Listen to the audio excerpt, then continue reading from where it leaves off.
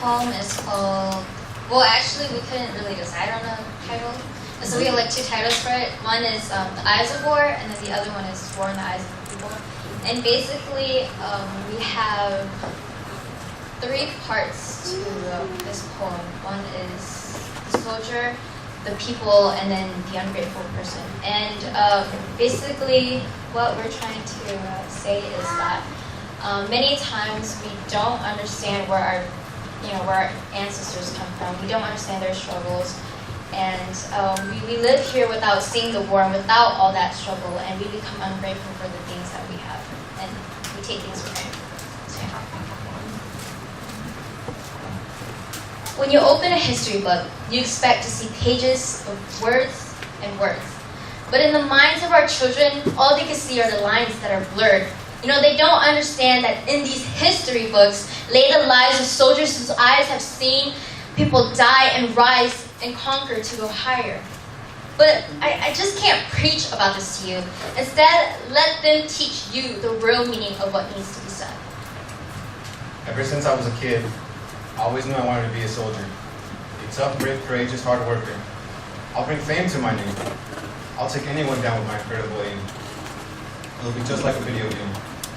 But when I went to war, I felt like a pawn on the chessboard. I can't believe what I did. I was just a kid. Probably fighting for a reason much greater than mine. All I wanted to do was shine. But now my mind is left with something I can't define. How can I go back and tell the so-called epic story of war, of guts and gore, though it means no more? Last thing I want is to be called a hero by everyone else but myself. I get called a soldier if I do not turn out to be that tough, brave, courageous, hard worker.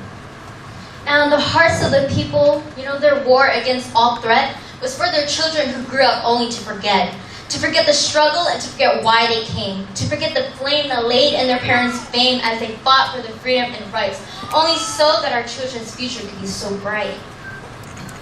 My parents say to be grateful for what I have, but why bother when I have everything? I hear the hardships of the war, but why does that affect me in my life? It's not happening here, so why bother? To get what I want, all I have to do is cry and it shall be mine. No strings attached, as simple as that. And I'm tired of my parents nagging to me about their struggles and what they overcame. Like I said before, why bother to bring up the past? But when we come back to the classroom and we see that our children have forgotten the true meaning behind the tomb, behind the history that reads our past, and that was because no one cares, and no one knows because no one bothered to read their tears. I've watched my people go through hell.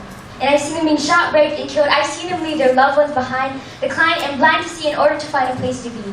I felt their suffering pain as their children cried for their mother's name, and to hear no response in starving place, and carve their bones in the dirty space.